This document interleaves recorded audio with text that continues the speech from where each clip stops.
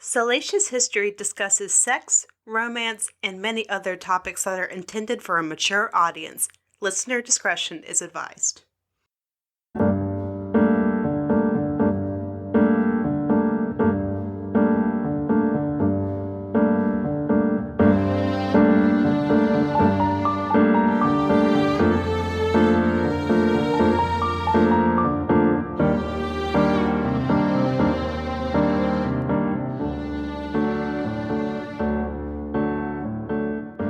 Welcome to Salacious History, the podcast that explores moments in history that were shaped by sex, romance, and people who were generally down to clown. I'm your host, Sarah Duncan. You guys, we're doing our first episode covering a famous couple from history. We're going to be talking about the marriage of Shah Jahan and Mumtaz Mahal. The story of their love falls in the gray area between historical fact and romantic legend. For all intents and purposes, they are one of the most celebrated royal couples of the 16th century, and their love resulted in the construction of one of the most recognizable structures in history. Alright, here we go. Shah Jahan was born in 1592 and was originally named Shahabuddin Muhammad Khurram. He was the son of Jahangir, the fourth Mughal emperor of India. Shahabuddin Muhammad Khurram was chosen for the young prince by his grandfather, Emperor Akbar, with whom the young prince shared a close relationship. I won't go into much detail about Prince Khurram's childhood, other than to say that he was born into a royal family where many of his siblings and relatives made attempts at securing their so-called rightful claim to the throne. Prince Khurram himself led many plots and schemes of his own.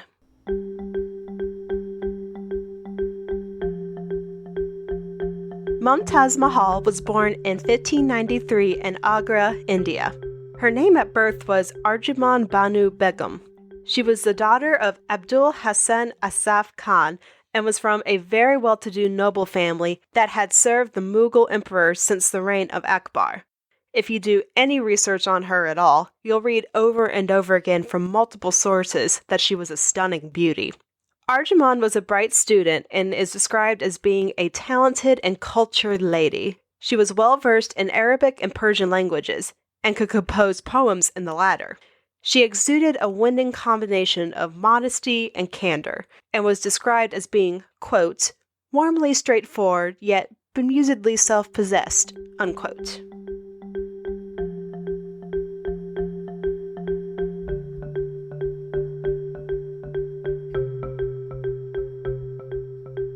Prince Khurram and Arjuman first encountered each other in 1607. 15-year-old Prince Khurram was walking along the Mina Bazaar, surrounded by a group of fawning courtiers, when he caught a glimpse of Arjuman selling silk and glass beads.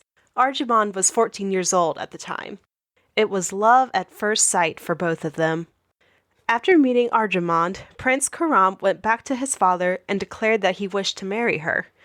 Jahangir gave his blessing and the pair were betrothed in 1607.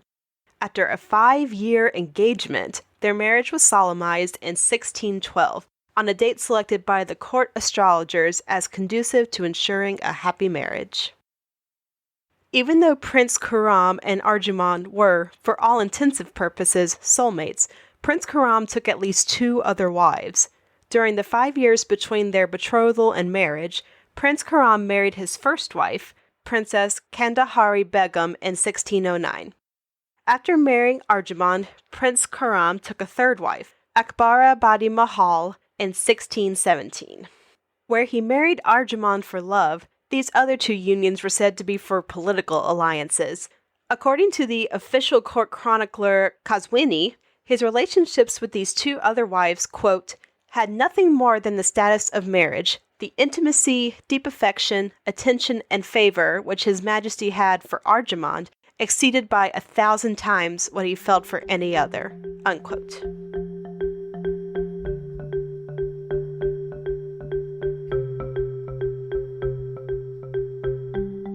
So let's take a quick sidebar to talk about changes in name and rank. Prince Khurram showed extraordinary military talent. In 1617, his successes in several military conflicts led to his father, Jahangir, granting him the title of Shah Jahan, which is Persian for King of the World.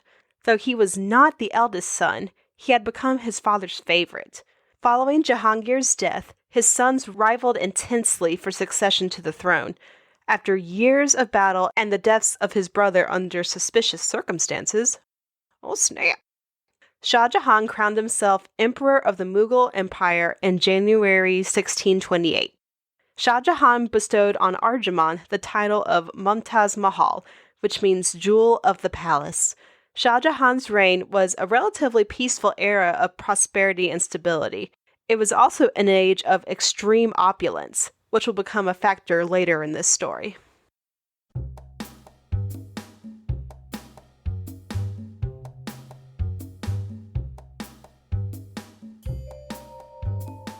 Okay, let's talk about their marriage. As we said, Shah Jahan had 2 other wives, but Mumtaz Mahal was definitely his favorite. Court chroniclers indicate that Shah Jahan was so enthralled with Mumtaz that he showed little interest in exercising his polygamous rights with his other wives. He did, however, dutifully sire a child with each one. Most sources indicate that the couple had a very deep and loving relationship. Court historians went to unprecedented lengths to document the couple's intense, intimate, and erotic relationship. If they were alive today, their Instagram would have so many selfies of the 2 of them just making out with each other. It also didn't hurt that Mumtaz was exceptionally beautiful. She was extolled by poets for her beauty, compassion, and gracefulness. They wrote, quote, "The moon hid its face in shame before her," unquote. Upon Shah Jahan's ascension to the throne in 1628, he appointed Mumtaz as his chief empress with the title Malika-i-Jahan, or Queen of the World. Shah Jahan took joy in bestowing Mumtaz with luxuries that no previous empress had been given before her. For instance, her residence was decorated with pure gold and precious stones, and she was given a yearly allowance of 10 lakh rupees. This would be like receiving hundreds of thousands of dollars each year in today's money. Mumtaz is said to have been the so-called perfect wife and showed no aspirations for political power. This was in sharp contrast to Nur Jahan, the wife of previous Emperor Jahangir, who had exercised considerable political influence. This is not to say that Mumtaz did not influence her husband. She is credited with frequently intervening on behalf of the poor and destitute. She also served as an advisor and confidant for her husband concerning both private matters and the affairs of the state. She was responsible for convincing him to forgive his enemies and commute several death sentences. Shah Jahan's trust in Mumtaz was displayed in many ways, not the least of which was entrusting her with the royal seal, the highest honor in the land. This seal gave her the power to validate royal decrees. She also accompanied Shah Jahan everywhere he went, even on military campaigns. During their 19-year marriage, Shah Jahan and Mumtaz had 14 children together. Sadly, 7 of these children died at birth or at a very young age.